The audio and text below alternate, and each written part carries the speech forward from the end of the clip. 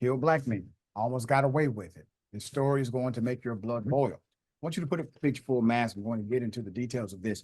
This individual in Indiana, 19 years of age, but this crime started years ago, was convicted of murder for shooting three black men in Indianapolis.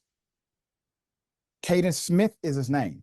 Caden was ruled guilty by a jury on 3 counts of murder, 2 counts of felony murder, and multiple gun robbery and drug-related charges. With millions watching and many people benefiting from this program called Indisputable, we just need 1% of the viewers to become a paid member so we can continue to bring this content to you. Now back to the show. Though Smith was 16 at the time of the killings, he was tried as an adult and is now awaiting sentencing. In October 2021, Smith persuaded 3 men, Joseph Thomas on the left, 18, Michael James on the right, 22, and Abdullah Mubarak, not pictures, 17, to meet him in a grassy field off of Interstate 465 by employing the ruse, the manipulation, that he was going to demonstrate a, quote, Glock switch, okay? The switch allows a semi-automatic weapon to fire like a machine gun. Instead, he opened fire on all 3 men over the course of 2 nights, each one suffering multiple gunshot wounds. Officers collected over 50 9mm fired cartridge casings at the scene, as well as unfired 9mm bullets, court documents revealed. Smith then robbed his victims and left their lifeless bodies on a grassy path in the heavily wooded area, said prosecutors. An off-duty police officer first discovered the bodies of James and Mubarak. That was October 12th. After an intensive search with all-terrain vehicles, police found a 3rd victim, Joseph Thomas, reported ABC affiliate WRTV. Because the killings took place on 2 different nights, the triple murder fueled suspicions of a serial killer in the city, but the police quickly debunked that theory when the text messages led them to the perpetrator.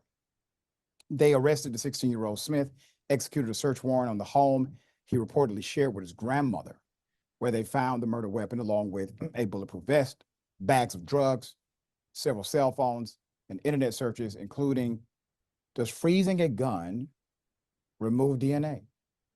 And another one, how many deaths is considered a mass murder? Revealed court documents obtained by WRTV. Despite the quick work of authorities, the case was plagued with challenges. Now, this is going to make your head spin. So in October 2022, a judge threw out key evidence, threw it completely out, including the alleged murder weapon, and ruled that detectives, in fact, violated Smith's 4th Amendment rights during the search warrant, just before the trial was set to begin.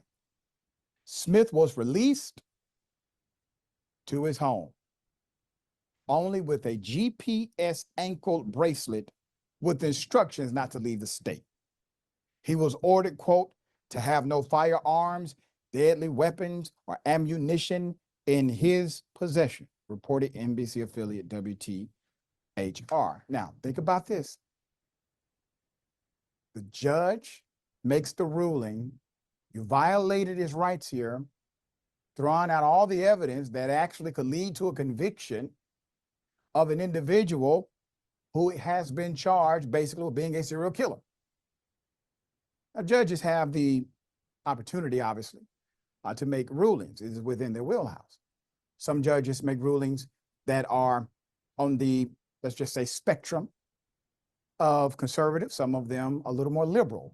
The point is, judges get a wide range here. So just as easily as this judge threw out the evidence, you can find another judge who would have said, nope, we're going to keep the evidence. Or there's another opportunity, another bite at the apple, as they would say in court. But not this judge.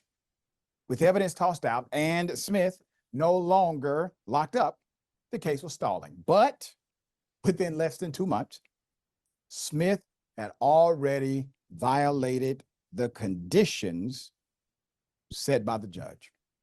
He was back in jail November 23rd, his 18th birthday, after police found Snapchat videos, photos, excuse me, of him brazenly doing what?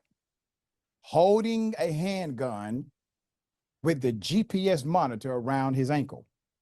After police raided a house he was in and found guns and drugs, he was arrested once again. This time, he was held without bond on new charges of dealing marijuana, visiting a common nuisance, and invasion of privacy. He stayed in jail until his trial finally began August 19th.